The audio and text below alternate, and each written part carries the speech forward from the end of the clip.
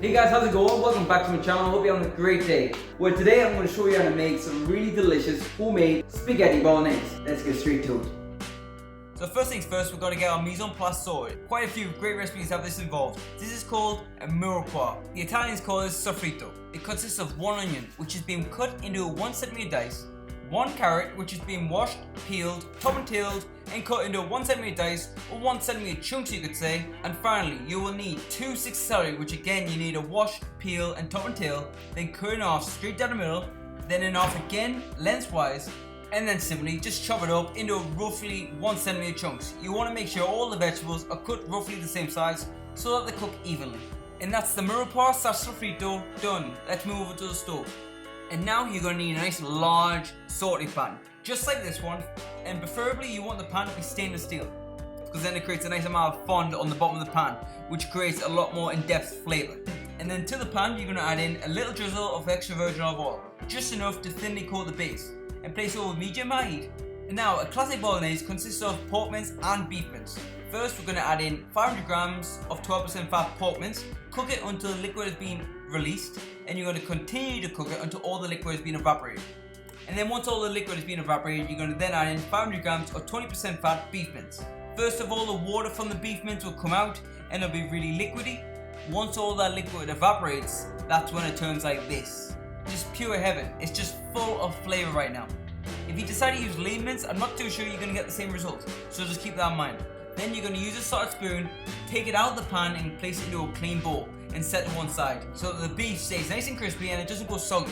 And plus, we need that fat in the pan to cook the vegetables in, which you're going to add right now, because all that flavour in that pan right now is the fat from the pork and the beef. It's just going to make these vegetables taste absolutely fantastic.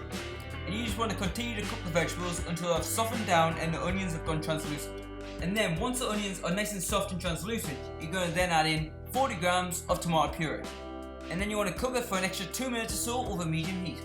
The thing about bolognese is that a lot of people think that it's a tomato based sauce. You're wrong, it's in fact a meat based sauce. So what goes well with meat? Let me think. Red wine. So I'm going to pour in 240 milliliters of a good red wine. The better the wine, the better the flavour, but you can pick any wine you want. And we're using the wine to deglaze the bottom of the pan to remove all that fond. So you want to scrape the bottom of the pan to remove the fond, because that's all flavour. And then you want to reduce the wine down to a nice syrupy stage, so it coats the vegetables beautifully, just like this.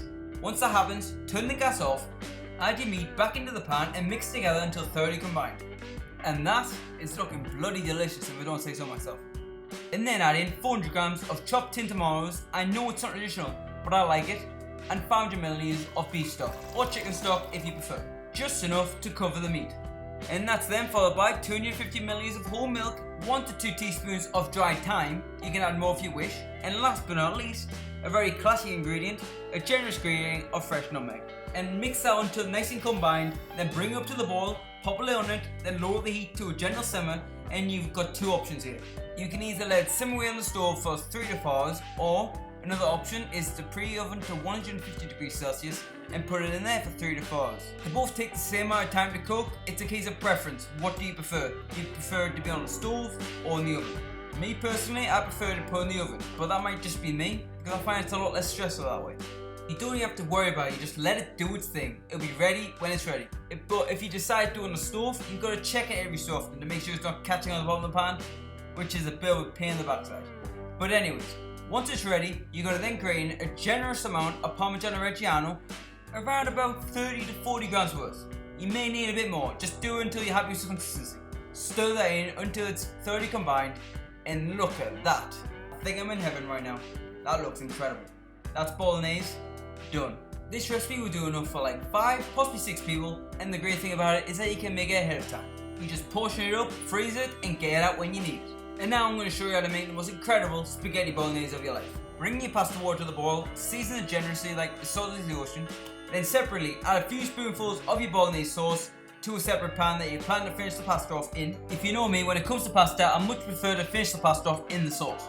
And then add the pasta to the pasta water, in my case spaghetti, and I would recommend that you cook the pasta for about 3 minutes less than it says on the back of the packet. So if it says 10, just cook it for 7. That way the pasta will be perfectly al dente.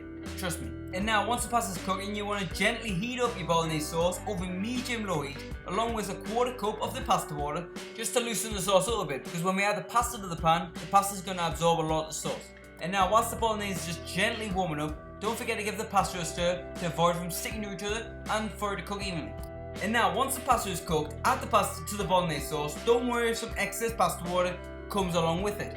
You want it there, it's a great thing. And just mix it all together until every single strand of pasta is thoroughly coated in that beautiful bolognese sauce that we took so much time to make. I don't want to see any naked strands of pasta in there. And then once all the pasta is nicely coated in the sauce, we're ready to plate up. You can plate up however you like, but the way I like to do it is to make it look nice and neat by rotating the pasta around the tongs so you create a nice nest so it looks very presentable. And optionally, of course, spoon some more bolognese sauce over the top. You might as well, as it tastes incredible, and a generous grain of Parmigiano Reggiano. And there you have it, folks. That is my recipe on how to make spaghetti bolognese. This may not be totally authentic. Nobody can tell me that this does not taste great, because it tastes bloody amazing. It's meaty, it's saucy, it's unctuous, and it's made entirely from scratch. If you enjoyed this video or you learned something, please don't forget to like and subscribe, and I'll catch you guys in the next one. See ya.